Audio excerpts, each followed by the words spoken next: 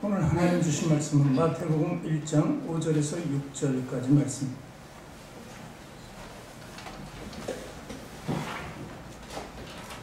마태복음 1장 5절 6절 말씀, 그리고 이어서 사무엘상 16장 1절부터 13절까지 이 말씀 우리 함께 보도록 합니다.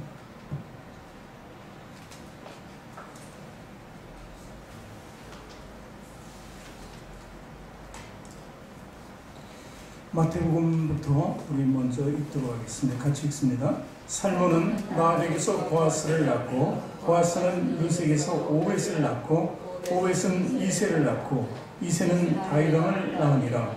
다윗은 우리아의 아내에게서 솔로몬을 낳았고.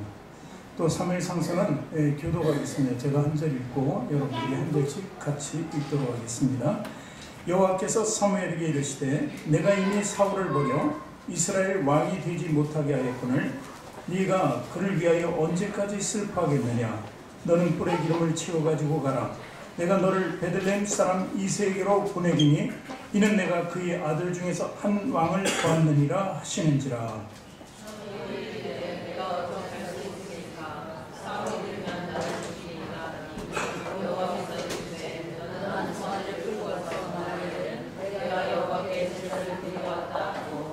이새를 제사에 청하라. 내가 네게 행할 일을 가르치리니 내가 네게 알게 하는 자에게 나를 위하여 기름을 부을지니라. 사무엘이 여호와의 말씀대로 행하여 베들레헴에 이르니 성읍 장로들이 떨며 그를 영접하여 이르되 평강을 위하여 오시나이다. 이르되 평강을 위함이라. 내가 여호와께 제사하러 왔으니 스스로 성결하게 하고 와서 나와 함께 제사하자 하고 이새와 그의 아들들을 성결하게 하고 제사에 청하니라. 그들이 오매 사무엘이 언약을 보고 마음에 이르기를 여호와여 기름 부으시다가 과연 정밖에 있도다 하였더니 여호와께서 사무엘에게 이르시되 그의 영모와 키를 보지 말라. 네가 이미 그를 버렸노라. 네가 보는 것은 사람과 같지 아니하니 사람은 외모를 보거니와 나 여호와는 중심을 보느니라 하시더라. 이새가 아비나답을 불러 사무엘을 앞으로 지나가게 하며 사무엘이 이르되 이도 여호와께서 택하지 아니하셨느니라. 이새가 산마로 지나게 하며 사무엘이 이르되 이도 여호와께서 택하지 아니하셨느니라 하니라. 이새가 그의 아들 일곱을 다 사무엘 앞으로 지나가게 하나 사무엘이 이새에게 이르되 여호와께서 이를 택하지 아니하셨느니라 하고. 또 사무엘이 이새에게 이르되 내 아들들이 다 여기 있느냐. 이새가 이르되 아직 막내가 남았는데 그는 양을 지키나이다. 사무엘이 이새에게 이르되 사람을 보내어 그를 데려오라. 그가 여기 오기까지는 우리가 식사자리에 앉지 아니하겠노라. 이에 사람을 보내어 그를 데려오매 그의 빛이 붉고 눈이 빼어나고 얼굴이 아름답더라. 여호와께서 이르시되 이가 눈이 일어나 기름을 부으라 하시니라. 같이 읽습니다. 사무엘이 기름 물병을 가져다가 그의 형제 중에서 그에게 부었더니 그날 이후로 다윗이 여호와의 영에 크게 감동되니라. 사무엘이 떠나서 라마로 가니라. 아멘. 두 손을 가슴에 얹고 저를 따라고 외워하시기 바랍니다. 하나님께서는 나를 사랑하신다. 하나님께서는 나를 존귀하게 여기신다. 하나님께서는 나를 축복하신다. 믿음의 고백이 되셨습니까? 아멘. 우리 앞뒤 전후 좌우에 계신 분들에게 인사합니다. 당신을 사랑하고 축복합니다. 사랑하고 축복합니다. 사랑하고 축복합니다. 사랑하고 축복합니다. 축복합니다.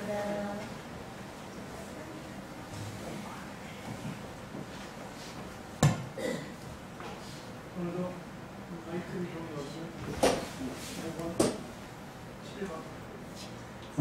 오늘도 주님의 사랑 안에서 오늘 하나 되어서 예배드리게 됩니다. 참으로 하나님께 감사드립니다.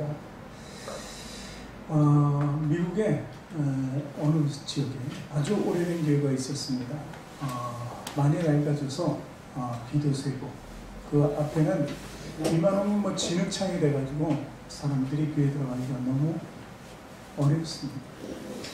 목사님 늘 그를 두고 걱정하면서 기도하는데 어느 날 목사님이 이제 주일날 이렇게 교회를 향해서 가는데 보니까 그 진흙창, 그날도 비 왔어요. 진흙창이 있는데 보니까 벽돌이 하나씩 간간히 누워져 있는 거예요.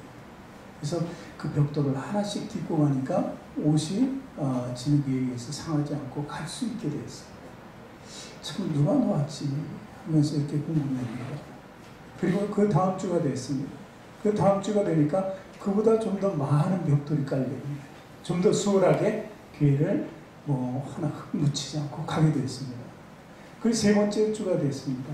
그때도 또 벽돌이 많이 늘죠. 한 반쯤 이렇게 차 있는 거예요. 그러니까 걸음걸이도 참 고맙고 가볍고 하나님께 가는 길이 이처럼 또 이 벽돌로 넣어져서 참 감사하다 그런 것 같습니다.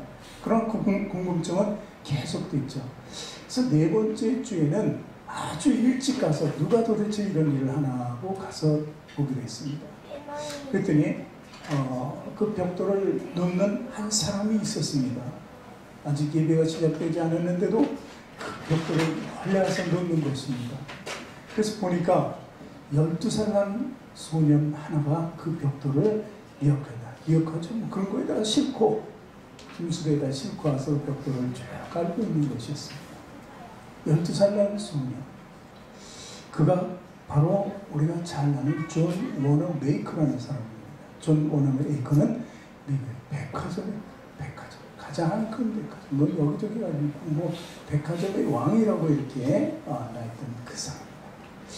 12살의 소년인데 당시 아버지를 일찍 열고 어머니와 함께 살아왔는데 너무 힘들어서 공장에서 일을 했습니다.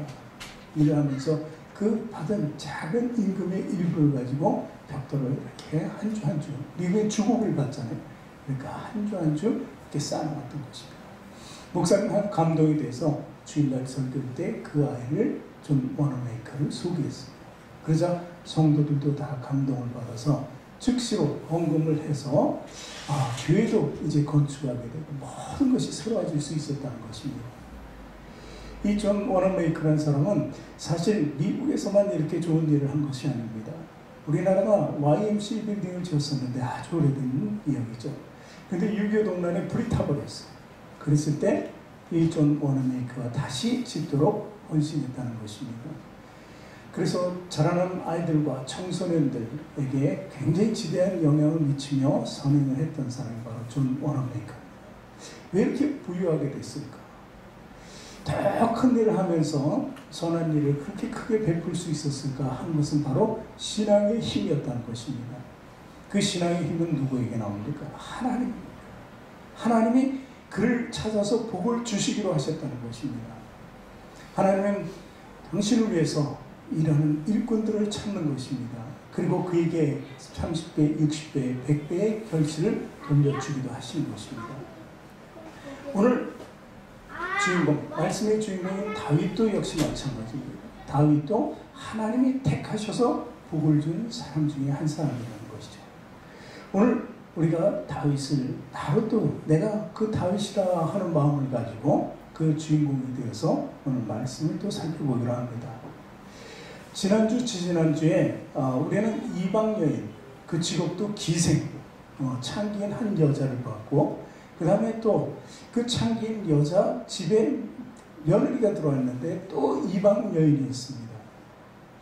그러한 여인들의 족보를 살펴봤죠. 오늘 읽었잖아요. 5절에서 읽었잖아요. 기생 라합에서 그 또 자식 보아스가 나고 보아스가 룻이라는 또 모압 여인과 함께 과부죠. 과부인 이 여인과 함께 또 혼인을 해서 오벳을 낳고 오벳은 이새를 낳고 그리고 이새가 다윗을 낳았다. 그래서 이 다윗은 그냥 다윗이 아니고 다윗 왕이라고 합니다. 솔로몬 왕인데도 불구하고 솔로몬이라고 그러면서 다윗을 왕으로 합니다. 오늘 부르고 있어요. 족보에. 그러니까 이스라엘에서 가장 존경을 받고 위대한 영적인 삶을 살았던 사람, 그리고 가장 위대한 왕국을 건설한 사람이 바로 다윗이었기 때문이에요. 그래서 다윗은 하나님께 아주 위대한 축복을 받는 그런 사람이 되었다는 것을 우리는 알 수 있게 된 것입니다. 자, 우리 유대인의 상징하면 다윗이라고 그래요, 되게. 그리고 이스라엘은 다윗이라고 합니다. 그리고 모든 것이 다윗의 초점이 맞춰져 있죠. 다윗을 위해서 예수 그리스도가 태어날 것이라는 예언도 다윗입니다. 베들레헴에서 예수님이 태어날 것이다 하는 예언도 베들레헴은 다윗의 고향이기 때문에 이 모든 것이 다윗의 초점이 맞춰져 있는데 다윗은 그래서 예수님의 모형이다. 다윗이 치리하던 그 왕국, 모든 권세를 누릴 수 있는 그 왕국, 이스라엘 백성들이 가장 강력했던 국가를 가지고 존재했던 그때를 바로 잠정적인 하나님의 나라다, 이렇게 보는 것입니다. 오늘 본문 1절 말씀 다시 한번 봅니다. 사무엘상서 16장 1절. 여호와께서 사무엘에게 이르시되 내가 이미 사울을 버려 이스라엘 왕이 되지 못하게 하였거늘 네가 그를 위하여 언제까지 슬퍼하겠느냐. 너는 뿔에 기름을 채워가지고 와라. 내가 너를 베들레헴 사람 이새에게 보내리니 이는 내가 그의 아들 중에 한 왕을 보았다. 여기서 중요한 인물이 세 사람이 소개되죠. 첫 번째는 사무엘입니다. 두 번째는 사울입니다. 그리고 세 번째는 이새의 아들 다윗, 이렇게 소개하고 있습니다. 여러분, 사무엘은 어떤 사람입니까? 선지자 중에 선지자라고 할 수 있습니다. 사무엘 역시 자기 어머니가 애를 낳지 못했어요. 그러면 태의복을 받죠. 기도하고 하나님께 매달려서 간절하게 정말 통곡하며 애통하며 기도했더니 하나님께서 그에게 자녀를 주었는데 사무엘입니다. 그런데 자녀를 낳아서 하나님께 드리겠다는 소원까지 하죠, 이 어머니가. 그래서 결국 하나님께 드려야죠. 그래서 선지자의 삶을 삽니다. 나실인이라고 하죠. 그래서 이 사무엘이 당시 왕이 없던 시대예요. 이스라엘이 계속 하나님을 떠나면서 징계를 받고 떠나고 징계를 받고 이런 삶을 살기 때문에 사무엘이, 그 이유는 너희들이 지금도 나라를 세우지 못하고 블레셋 민족, 원래 살던 민족에게 이렇게 억눌림을 당하는 이유가 있다. 그것은 왜냐? 너희들이 하나님을 떠났기 때문입니다. 그래서 영적 각성 운동을 일으키죠. 그래서 미스바 운동을 일으키고 이 백성들을 다 모아서 하나님께 전심으로 마음을 드리는 행사를 가집니다. 그러자 블레셋의 모든 사람들은 다 도망가고 죽고 이제 이스라엘이 나라다운 나라의 면모를 갖추게 되고 사울이라는 왕을 처음으로 세웁니다. 그래서 사울이 등장하죠. 첫 번째 왕이 사울이었습니다. 근데 사울은 공교롭게도 정말 용모가 준수가 빼어나고 힘도 좋고 지혜도 있었던 사람이에요. 근데 그것이 하나님께서부터 나온 것을 인정해야 되는데 처음에는 인정하다가 사람들이 자꾸 지켜 세우니까 어떻게 됩니까? 교만해져요. 자기 자랑이 빠져요. 자기 속에 빠지는 거예요. 그래서 결국 오늘 말씀에 보니까 사울을 버렸다. 하나님께서 버렸다는 거예요. 자꾸 자랑하고 교만하고 자기가 높아지니까 하나님과 거리가 멀어지게 되니까 결국은 떠나는 자가 되고 하나님께서 버림받게 하셨다는 것입니다. 그러자 이제 새로운 왕을 세워야 되겠는데 바로 다윗을 세우려고 했던 것입니다.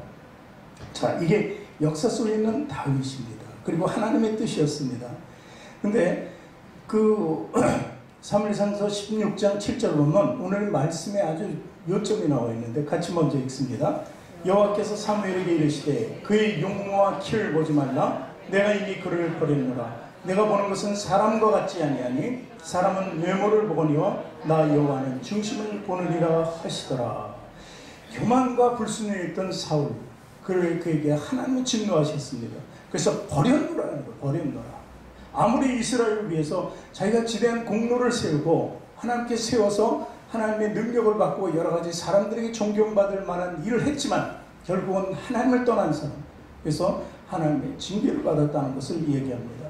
그러면서 거기 용모와 키를 보지 말라. 왜 그래요? 이 사울을 빗댄 거예요. 사울이 그랬는데 그러니까 모든 것을 잘하고 하나님께도 잘할 줄 알았더니 결국은 자기에 빠졌다는 것입니다. 그렇기 때문에 용모와 키를 보지 말라. 내가 그를 버렸노라. 내가 보는 것은 누구와 같지 않다? 사람과 같지 않다는 거예요. 우리도 많은 것 중에 하나가 그런 용모를 많이 봅니다. 그래서 여자들이 그걸 봐달라고 성형도 하고 이쁘게 화장도 하고 변장도 하고 별 일을 다 하는데 어쨌든 그 용모가 중요한 것은 아니죠. 그래서 예전 사람들도 지금도 그래요. 여자는 속을 봐야 된다. 속을 봐야 된다는 것이죠. 남자도 마찬가지입니다. 사업을 하는 사람이 그 속에 진정성이 있어야 된다는 것입니다. 그런데 이런 것들이 제대로 외적으로 갖춰진 것 같으나 그렇지 않다는 것입니다. 결국 그렇게 보지 말라. 사람의 마음을 보라는 거예요. 마음속을. 그러니까 제 얘기만 하고 있는 것 같아요. 제가 용모가 뛰어나서 저 사울과 같은 사람이 되지 않을까. 그래서 저는 날마다 죽고 기도하고 있습니다. 속 괜찮은 사람입니다. 속이. 이 사울왕은 버림받았습니다. 그리고 나서 이제 다윗이 이제 그 위에 서게 되죠. 그 다윗이 바로 오늘 말씀에 마태복음 1장 5절 6절에 나오는 그 다윗으로 소개된 거예요. 살몬이 라합에게서 보아스를 낳고, 보아스는 느색에서 오벳을 낳고, 오벳은 이새를 낳고, 이제는 다윗 왕을 낳으리라. 하나님의 방법은 그렇습니다. 다윗 왕이 용모가 뛰어나고 준수하고 키가 크고 뭐가 건장해서가 아닙니다. 이때 다윗을 선택할 때 조금 말씀드리겠지만 어렸습니다. 나이가 어렸다는 것이죠. 막내였어요. 막내. 그 집안에.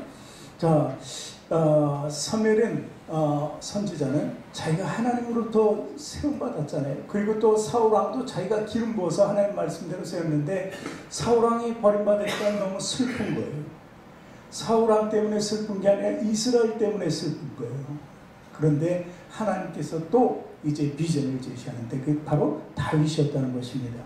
그래서 그에게 명령하죠. 사무엘상 16장 5절 6절 같이 읽습니다. 이르되 평강을 위함이니이다. 내가 여호와께 제사하러 왔으니 스스로 성결하게 하고 와서 나와 함께 제사하자고 이새와 그의 아들들을 성결하게 하고 제사에 청하니라. 그들이 오매 사무엘이 엘리압을 보고 마음에 이르기를 여호와의 기름 부으실 자가 과연 주님 앞에 있도다 하였더니, 하나님께서는 오늘 말씀 중에서 사람과 같지 않다는 거예요. 내가 보는 기준은 나는 속을 본다고, 중심을 본다고 하셨잖아요. 자, 여기서 보니까 지금 말씀을 읽었는데 이제 이새의 집에 들어가서 여기 왕이 될 자가 있다고 이제 사무엘이 기뜸을 했어요. 그래서 그 아들들이 쭉 섰어요. 7 아들입니다. 7 아들을 다 세웠습니다. 야, 이런 날, 제사를 드리는 날, 이럴 때 얼마나 더 차려입겠어요. 외모를 준수하게 나오지 않았겠습니까? 전부 다들 아들들이. 그 아들 중에 큰 아들을 봤어요. 엘리압이라고 하죠. 마음에 이르기를 사무엘이 보니까 여호와의 기름 부으실 자가 과연 주님 앞에 있도다. 그 아들 보니까 나이도 괜찮고 건장하고 잘생기고 괜찮나 봐요. 사울처럼. 그러니까 또 있도다. 큰 아들을 보고 이렇게 직감적으로 자기가 생각을 했습니다. 그런데 아니라는 거죠. 아니라는 거죠. 그렇게 멋있게 차려입고 준비를 했는데 선택은 하나님께서 하시잖아요. 하나님은 아니시라는 거예요. 이 사무엘의 기준은 뭐였어요? 그래, 왕을 세울 바에는 그 아들이 아무리 많아도 제일 첫째 아들 세우겠지. 당연히 그 장자의 개념이 있잖아요. 큰 아들. 그러니까 그렇게 생각한 거예요. 그런데 하나님은 역시 다르십니다. 하나님 왜 너 사람과 같지 않다고 얘기하셨을까요? 사무엘도 선지자 중에 선지자고 뛰어난 영성을 가졌지만 하나님 보시기에는 사람이라는 것이죠. 하나님과는 다르다는 것을 얘기해 주는 것입니다. 그러니 우리도 마찬가지예요. 우리가 이 사무엘이라는 위대한 선지자의 눈도 이렇게 깜빡 가리울 때가 있는데 우리는 안 그렇겠습니까? 우리는 스스로 선구안을 가졌다 그래요. 인생의 경험으로 봐서 나같이 지혜로운 자가 없다 뭐 이렇게 생각해요. 근데 인생의 경험이 뭐였어요? 거의 다 되게 실패였다는 것입니다. 우리는 지금 바로 앞에 무슨 일이 생길지도 모르는 사람이에요. 그렇게 미련한 자라는 것입니다. 그래서 살아가면서 우리의 눈이, 우리 생각이, 우리가 볼 수 있는 것이 생각인데, 그리고 우리 과정인데 정말 얼마나 성공적인 삶을 살았습니까? 정말 실패한 낭패, 그런 것으로 얼룩져 있는 거니까 그게 우리의 한계예요. 하나님과 다른 것이 바로 그런 우리의 모습이라는 것입니다. 눈앞에 있는 것도 보지 못해요. 세상에 나를 매이면은 하나님을 떠나면서 그것을 매일 때도 있는 거예요. 또한 하나님을 섬겨야 되는데 내가 정말 어렵고 힘들고 그러면 하나님을 잠시 떠나는 것도 마다하지 않는 게 우리 삶일지도 모른다는 것입니다. 그것이 얼마나 우리에게 잘못된 인생이고 잘못된 신앙생활인지 우리는 깨달아야 한다는 것입니다. 또 사무엘상서 8절, 9절, 10절을 같이 읽어볼까요? 이새가 아비나답을 불러 사무엘 앞을 지나가게 하면 사무엘이 이르되 이도 여호와께서 택하지 아니하셨느니라 하니 이새가 산마로 지나가게 하면 사무엘이 이르되 이도 여호와께서 택하지 아니하셨느니라 하니라. 이새가 그의 아들 7을 다 사무엘 앞으로 지나가게 하나 사무엘이 이새에게 이르되 여호와께서 이들을 택하지 아니하셨느냐고. 자, 사무엘이 이제 깨달았어요. 금방.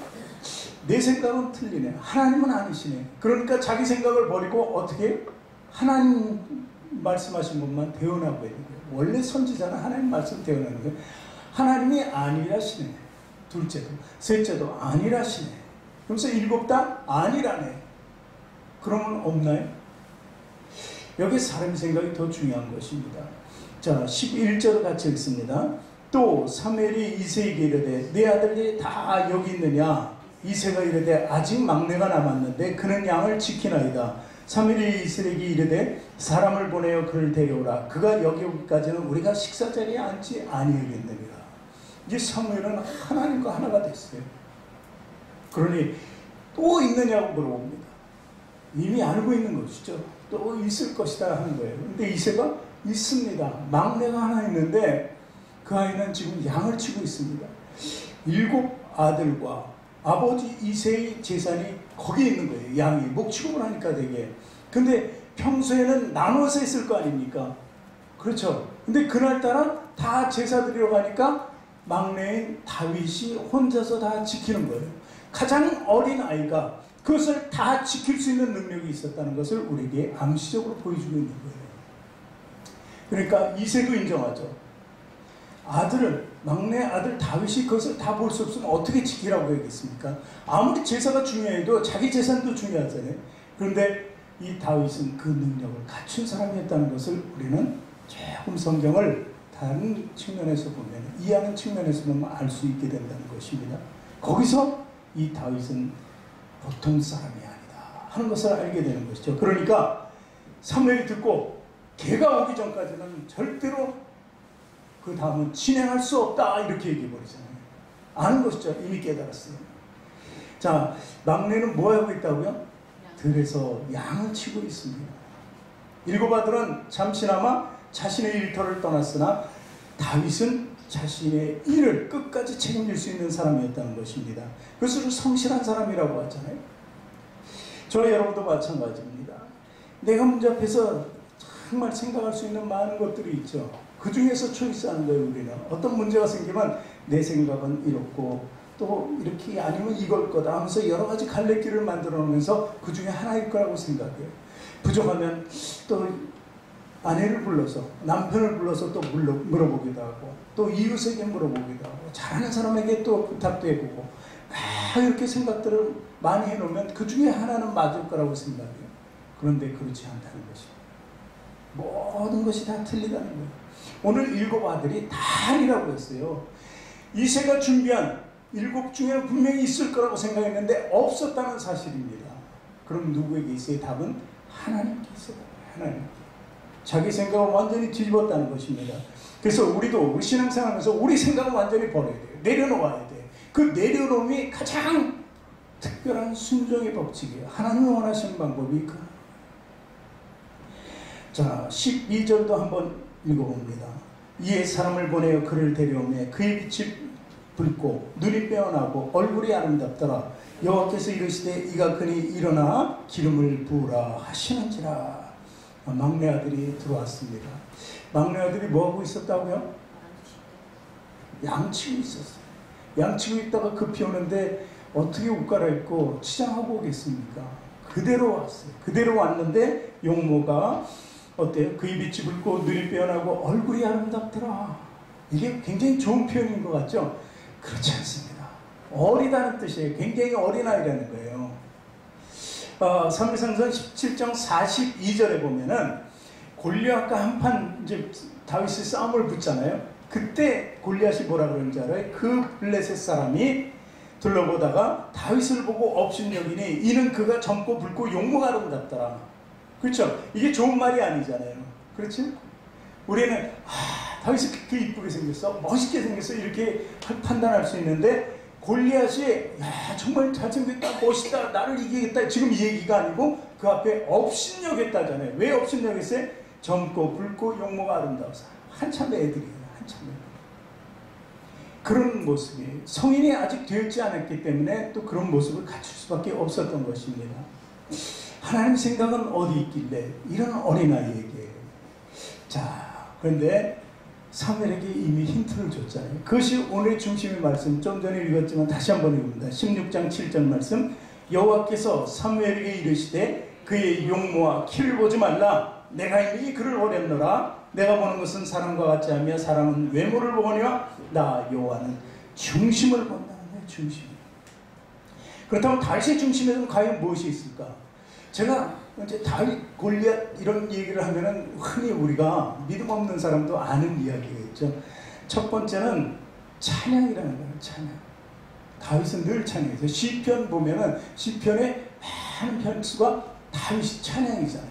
그리고 다윗은 늘 하나님을 찬양하는 무리들을 해서 24시간 그 하나님이 임재하신 성궤를 둘러싸고 법궤를 둘러싸고 늘 찬양을 지켰던 사람이에요.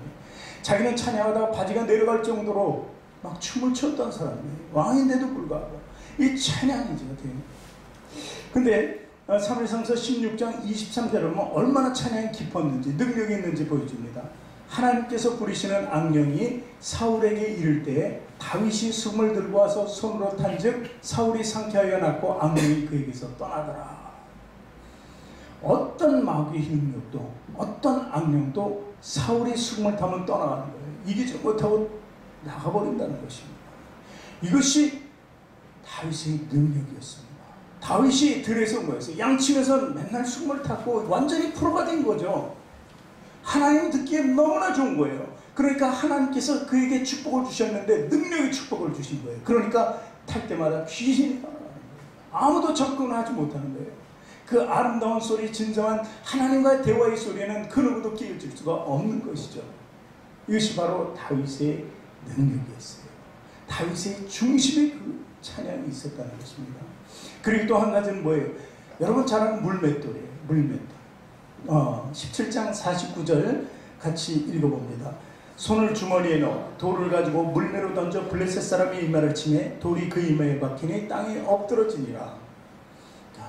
다윗과 골리앗이 싸우게 됐어요. 다윗이 어린 나이에도 불구하고 하나님의 능력을 받아서 내가 나가서 저를 물리치겠습니다. 골리앗이 하나님을 막 위안하는 거예요. 들을 수가 없는 거예요. 참지 못하는 거예요. 다윗이. 그러니까 내가 나와서 저를 죽이겠다고. 그 소년이 사울이 그때 왕이었는데 사울이 입었던 갑옷을 그래도 갑옷이라도 입지 하는 줬더니 맞질 않아요. 작아서 그냥 그 몸으로 나간 거예요. 사무엘이 이새의 집에서 불렀을 때 그 양치는 모습과 같지 않았을까요? 그 모습으로 나왔는데 물매 던지면 이 줄이 있습니다. 그래서 그 새총처럼 가운데 돌을 넣게 돼 있어요. 그래서 돌리다가 던지면 그 돌이 날아가는 거죠. 근데 아무리 자신 있는 사람도 골리앗이라는 그 장대한 사람에게 어떻게 다가설 수 있겠어요? 근데 다윗은 하나님으로 다가설 수 있었고 그것으로 던져서 그를 죽였다는 것입니다. 찬양이 프로라면은 이 던지는 것도 프로예요. 그냥 아무렇게나 던진 것이 아니에요. 늘 던져봤기 때문에 아주 정확히 맞출 수 있었다는 것입니다. 이것이 다윗의 중심이에요. 사무엘상서 17장 37절에 얼마나 정확하게 던질 수 있는 프로였는지 그것을 보여줍니다.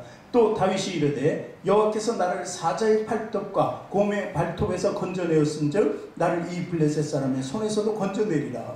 그러니까 사자와 그리고 곰이라는 것이 늘 자기가 지키는 양을 해하려고 오는데 이 물맷돌로 항상 물리쳤던 거예요. 그러니까 늘 그 사자와 곰, 어떤 늑대도 있겠죠.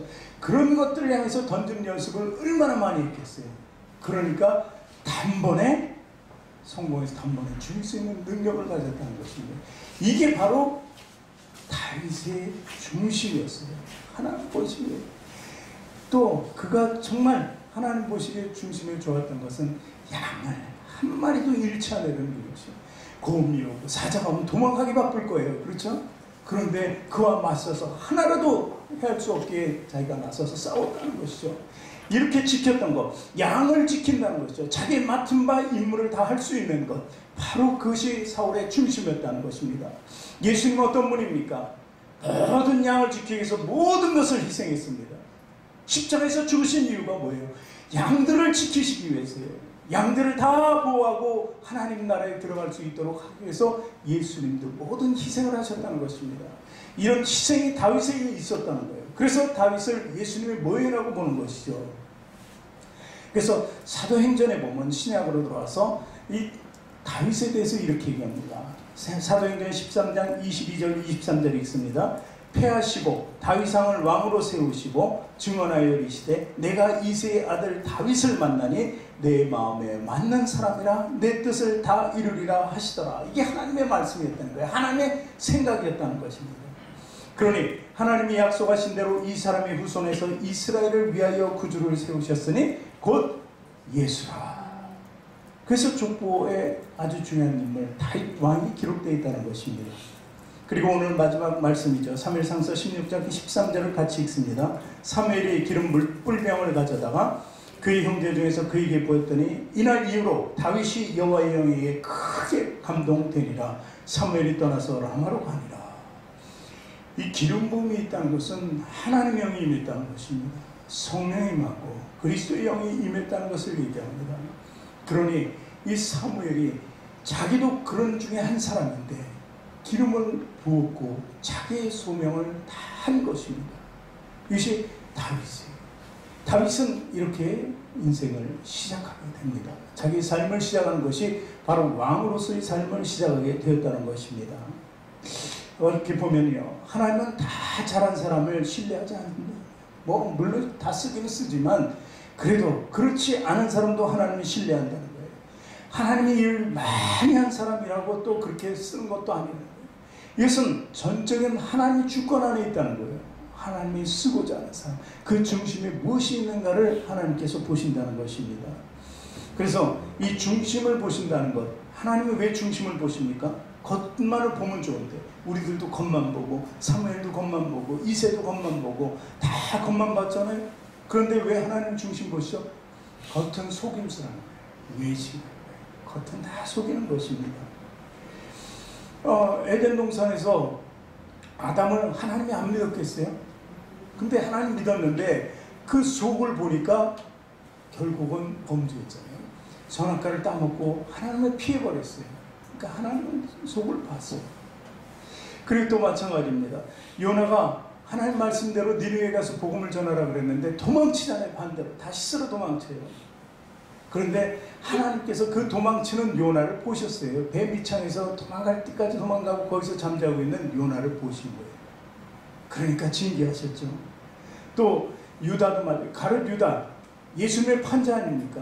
그런데 다 알고 있었다는 거예요. 하나님 보셨다는 거예요.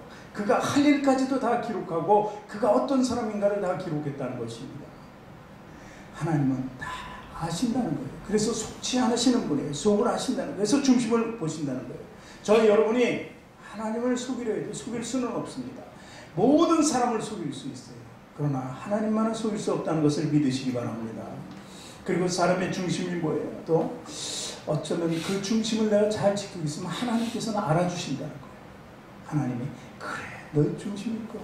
내가 그건 너를 안다. 너에게 큰 축복을 내려줘. 가나안에 입성하는 천국에 입성하는 그 축복만이 아니라 이 땅에 사는 삶 가운데도 너에게 기름을 부어서 정말 왕처럼 나의 자녀처럼 살게 해준다는 것입니다. 그것이 하나님이에요. 하나님 중심을 보는 이유라는 것입니다. 그리고 하나님이 중심을 보는 그 이유 중에 또 하나는 충성과 성실함이라는 것입니다. 다윗은 맡은 양을 끝까지 지켰습니다. 골리앗의 한판 싸움도 그것도 충성이에요. 헌신이라는 것입니다. 그리고 하나님이 보시는 중심은 깨끗함에 있습니다. 디모데후서 2장 20절부터 22절까지 읽습니다. 큰 집에는 금그릇과 은그릇뿐 아니라 나무그릇과 질그릇도 있어 귀하게 쓰는 것도 있고 천하게 쓰는 것도 있나니 그러므로 누구든지 이런 것에서 자기를 깨끗하게 하면 귀히 쓰는 그릇이 되어 거룩하고 주인의 쓰심에 합당하며 모든 선한 일에 준비함이 되리라. 또한 너는 청년의 정욕을 피하고 주를 깨끗한 마음으로 부르는 자들과 함께 의와 믿음과 사랑과 화평을 따르라 하는 것입니다. 어떤 그릇이 됐든 상관없습니다.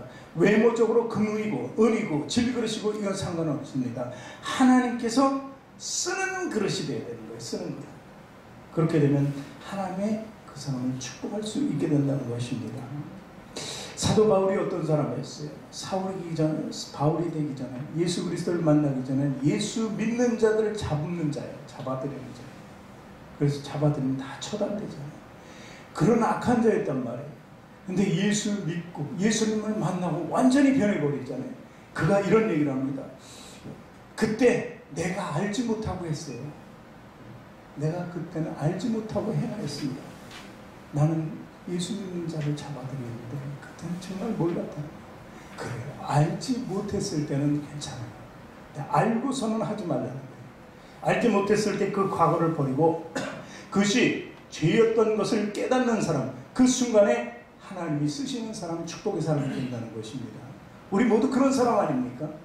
예전에 다 그런 사람이었어요. 발과 같은 사울 같은 사람이었어요. 그런데 어느 날 이 하나님을 만나고 예수를 만나니까 우리가 변하게 된 거예요. 그래서 사울에서 바울이 된 것처럼 우리도 하나님의 자녀가 되었다는 것입니다.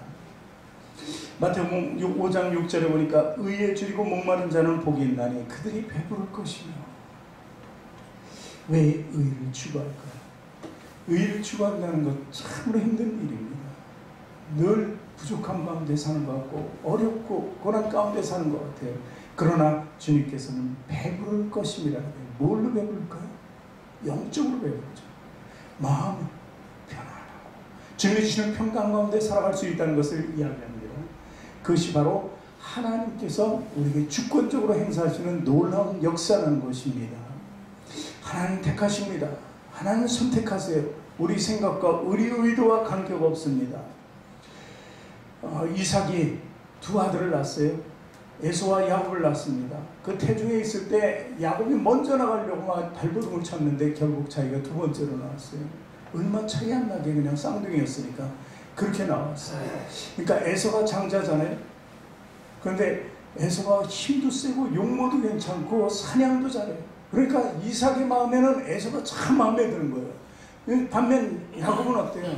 그냥 여자 같아요. 집에서 살림이나 그런 하는 여자 같아요. 나약하고. 그런데 하나님 이삭이 보기에는 에서가 자기 대를 맡을 사람인 줄 알았거든요. 그런데 아니고 야곱이었다는 사실입니다. 왜냐하면 중심을 보기는 하나님이 택하셨기 때문에 모든 것이 하나님의 주권이라는 것입니다. 하나님이 하시는 일에 우리가 이해할 수 없는 일이 있더라도 우리는 이해해야 돼요. 왜냐하면 후에는 그것을 우리가 다 깨닫게 돼요.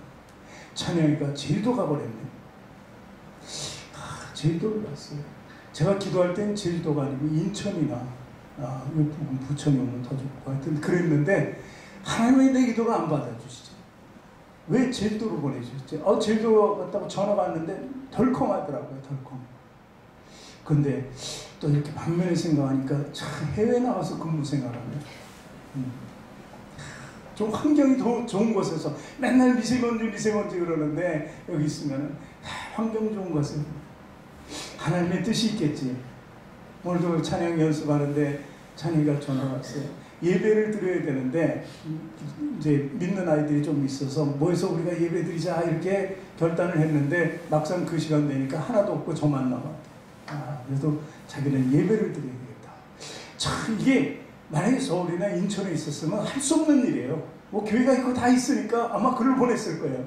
근데 하나님 홀로 만드시고 홀로 깨닫게 하시려고 하나님이죠. 그러니까 제도하는 것이 이건 뭔가 잘못됐다가 아니라 하나님 축복이다 하는 거죠. 하나님이 오늘도 내게 기름을 부으셔서 내가 저 멀리 제주도까지 남들은 돈 내고 가는데 돈도 안 내고 가는 거잖아요. 참 축복이에요. 남들은 가고 싶어도 날이 없어서 시간이 없어서 못 가는데 자는 그 많은 시간을 제주도에서 보낼 수 있잖아요. 이게 축복이구나. 너무 변명만 제가 넣은 것 같은데 어쨌든 우리는 그렇게 생각을 해야 돼요. 하나님의 뜻이 있겠다. 우리 생각과는 다르다. 우리가 아무리 기도해도 하나님이 그 기도를 이루지 않는 것은 시간이 지나면 안다니까요. 시간이 지나면. 그를 위해서 우리가 더욱더 믿음으로 충성해야 되는 줄 믿으시기 바랍니다. 하나님께서는 우리에게 원하시는 게 있어요. 고린도후서 4장 16절에 바울이 써놨어요. 우리의 어려움을 알고 우리의 힘든 것을 알고 써놓은 거예요. 같이 읽습니다. 그러므로 우리가 낙심하지 아니하느니 우리의 겉사람은 낡아지나 우리의 속사람은 날로 새로워지다. 이 표현을 잘했어요. 낙심하지 말라는 거야. 난 할 수 없어. 내가 어떻게 그렇게 정말 매인 것이 지금 얼마나 많은데 이걸 놓고 내가 어떻게 하나님께로 돌아서 난 그렇게 못해. 뭐 술 마시는 사람, 담배 피는 사람 별로 사람 다 있잖아요. 나 이건 못하는데. 낙심하지 말라는 거예요. 하나님이 역사하시면은 겉사람은 그 외모는 낡아져서 없어지고 새로워진다. 날마다 새로워진다는 거예요. 그게 하나님의 기대예요. 한 번에 하면 너무 좋지만 날마다 이렇게 바뀐 삶을 들고 살아가는 거죠. 이것이 저와 여러분에게 최소한 있어야 될 그 신앙의 힘인 줄 믿으시기 바랍니다. 오늘도 하나님께서 다윗을 통해서 우리가 어떻게 살아가야 하나, 우리 중심에 무엇을 둬야 되나 교훈하셨습니다. 이 말씀대로 살아가면서 정말 위대한 하나님의 일꾼이요 위대한 축복을 받는 신앙인이 되시길 주님의 이름으로 축원합니다.